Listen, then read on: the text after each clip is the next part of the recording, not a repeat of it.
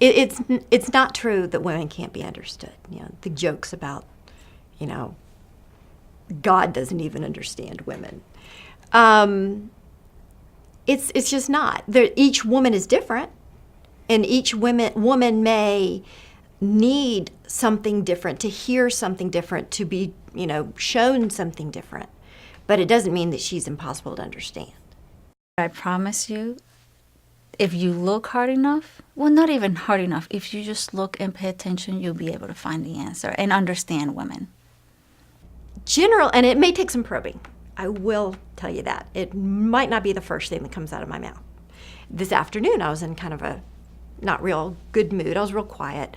And the first time he asked me, what's wrong?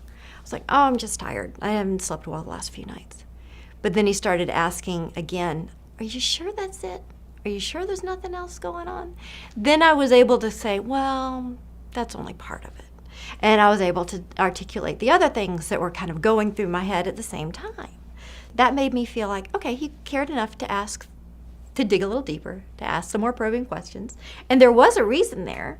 But if he just turned around and walked away and said, let me know when you're done, you know, we wouldn't have been able to talk about it. And that was big. And a lot of times in our conversations we've had, when I say nothing's wrong, it's really simply because my concern, my fear is that if I say what's really wrong, if I say what's troubling me, that his response is going to be exaggerated, that it's going to be a defensive response or a frustrated response. And so oftentimes I'll just think, I might as well not say anything.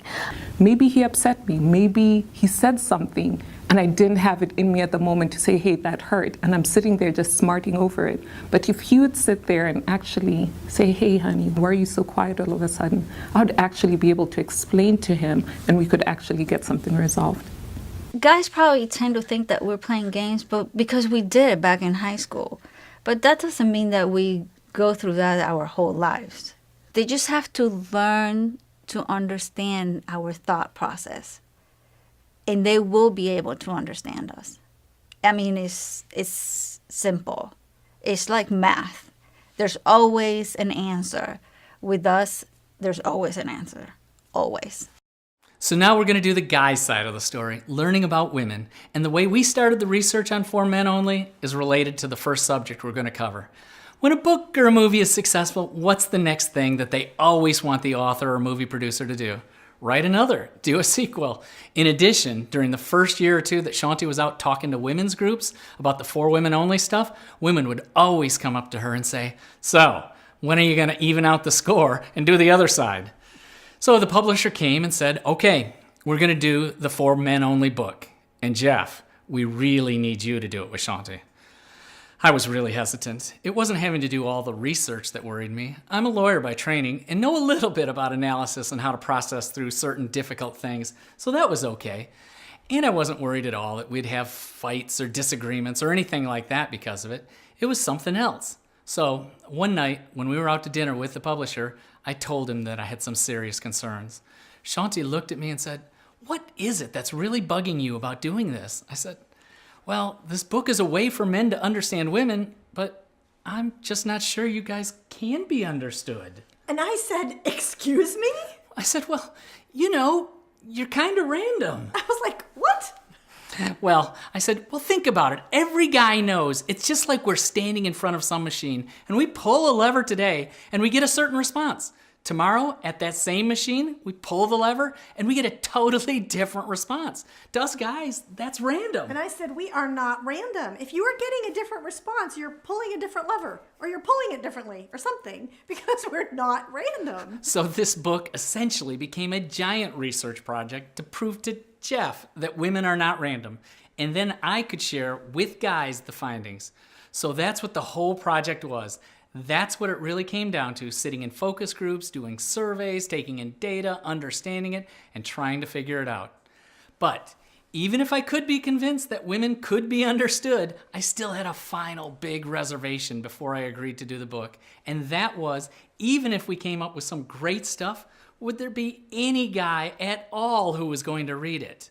I mean, relationship books aren't the first thing that guys tend to pick up when they're in the bookstore. Before we wrote For Men Only, I had read only one relationship book in my life. And that was only because I had to in the premarital counseling in order to marry her. Let me interrupt here and say that this is one reason we are really grateful for those of you men who are doing this couples study. We know this relationship discussion is not your natural habitat.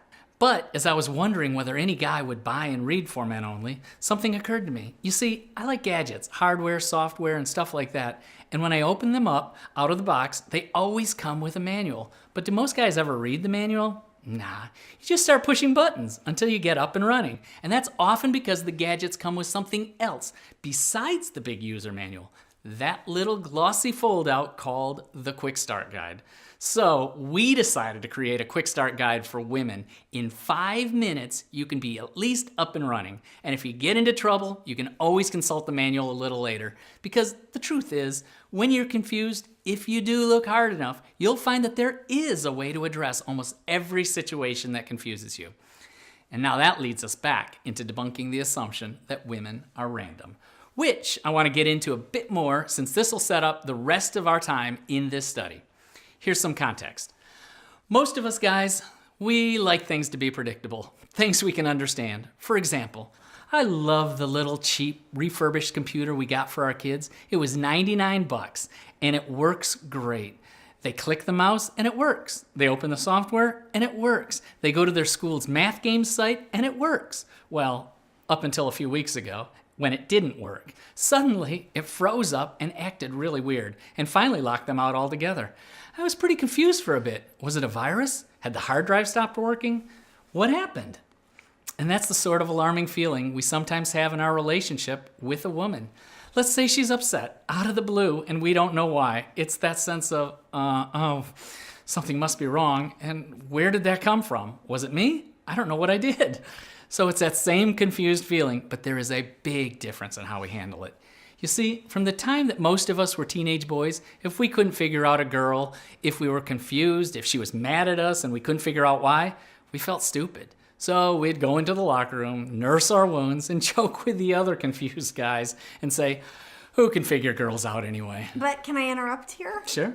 Well, looking at this, what it seems to me is that at some point as a teenager, you guys begin to assume that either there is no rhyme or reason behind our reactions, or if there is a reason, you'll never be able to understand it.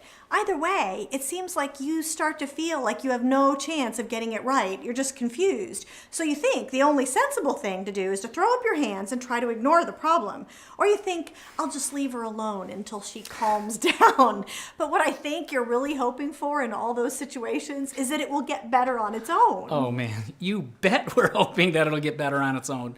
But here's the thing, guys. With a computer, you'd never do that. You'd work with it. You'd try to figure it out. With my kid's computer, I fiddled with it. I rebooted it. I went through a repair process. I did a virus check. That's what you'd do too. You'd never just ignore it, like you sometimes do when you're confused by your wife or girlfriend.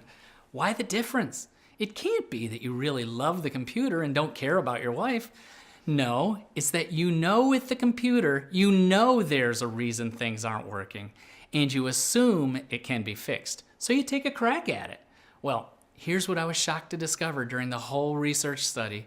The same thing is true for women. We've done thousands of interviews and surveys and have found that when a woman seems completely baffling or you don't know why she's responding in a certain way, there is almost always a specific reason. And even more surprising, it's a reason that we see as legitimate once we understand it. Talking to women, and even teenage girls in focus groups, sometimes they'd describe some reaction that to a guy seems so unfair. But when we'd say, why did you do that? Suddenly, they'd list out this whole list of reasons, and we were like, oh, okay then. So, what do we do about all of this? We'll talk about that more next week, but here's the quick starting point. The first thing we have to do in every situation, every time we're confused, is assume two things.